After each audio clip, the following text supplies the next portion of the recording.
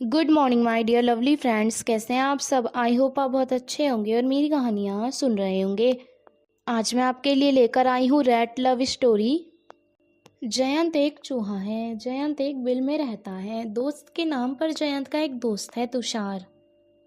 जयंत अपने बिल में लेटा था। तुषार ने दरवाज़ा खटखटाया। जयंत उठा और आकर दरवाज़ा खोला। तुषार अंदर चला आया और जयंत से कहा, चला शादी में चलते हैं। शादी में? पर कहाँ? जयंत ने पूछा। अरे वो है ना अपना राजीव, उसके दोस्त की शादी है, उसने हमें भी बुलाया है। तुषार ने कहा। अच्छा अच्छा, जयंत ने कहा। जयंत ने अलमारी से अपना कोट पैंट निकाला और तैयार होकर तुषार के साथ शादी में जाने के लिए निकल गया। जयंत तुषार शादी में पहुंचे। राजीव भी उन्हें भारी मिल गया। जयंत ने राजीव को गले लगाया। राजीव जयंत से दूर हटा। राजीव का दोस्त भी उनके पास चला आया। जयंत तुषार ने विवान को शादी की बधाई दी। विवान ने थैंक यू कहा और शादी एंजॉय करने का कहकर वहां से चला गया। जयंत तुषार के साथ खाने वाली जगह पर पहुंचा। तुषार मटर पनीर देखते ही उस पर टूट पड़ा और जयंत छोले पूरी लेकर वहां से जाने ही वाला था कि सामने से आती चुईया से टकरा गया। सारा खाना चुईया की ड्रेस पर जा गिरा। चुईया ने आंखें दिखाते हुए जयंत पर चिल्ला उठी। जयंत ने चुईया से सॉरी कहा, लेकिन वो तो जैसे जयंत के पीछे ही पड़ गई हो। खैर, जयंत जैसे तैसे उससे पीछा छुटाकर वहां से भाग गया। जयंत को सामने से आते निहाल जी मिल गए। निहाल जी विवान के पापा। जयंत ने उन्हें नमस्ते किया और आगे बढ़ गया। जयंत को अपने लिए बैठने के लिए जगह मिल गई। जयंत आकर वहां बैठ गया। जयंत के वहां बैठते ही वो चुईया वहां आकर टपक पड़ी। काफ़ी देर तक वो जयंत को देखती रही।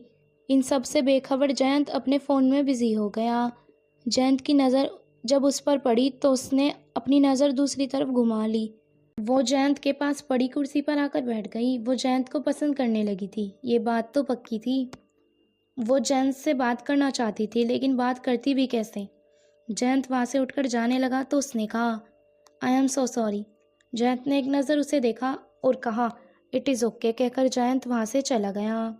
जयंत तुषार के पास चला आया। यहाँ तो अलग ही सीन था। 4-5 चुईयों के बीच में फंसा बेचारा तुषार उनसे बचने की नाकाम कोशिश कर रहा था। जयंत तुषार को ऐसे देखकर हंसने लगा। थोड़ी देर बाद जैसे तैसे तुषार ने उनसे पीछा छुड़ाया और जयंत के पास चला आया। हाँ, हंस ले, तुषार ने कहा तो जयंत फिर से हंसने लगा। देर रात दोनों अपने अपने घर आ गए। जयंत आते ही अपने बेड पर गिर पड़ा और थोड़ी देर बाद उसे नींद आ गई। सुबह जयंत देर तक सोता रहा। जयंत की नींद जब खुली जब दरवाज़ा किसी ने खटखटाया। जयंत ने उठकर दरवाज़ा खोला। जयंत की मम्मी रसोई में काम कर रही थी और पापा अखबार पढ़ रहे थे। सामने तुषार था और भी कुछ चूहे थे जिन्हें जयंत नहीं जानता था। जयंत ने उन्हें अंदर आने को कहा। उनमें से एक चूहिया ने कहा, रितु। रितु अंदर चली आई। जयंत की नज़र उस पर पड़ी तो जयंत चौंक गया। फिर भी जयंत ने कुछ नहीं कहा। जयंत ने तुषार का हाथ पकड़ा और उसे अंदर ले आया। अबे ये सब क्या है? मुझे कुछ समझ में नहीं आ रहा। तू इन्हें यहाँ। शांत हो जा जयंत, तुषार ने कहा। मैं बताती हूँ जयंत।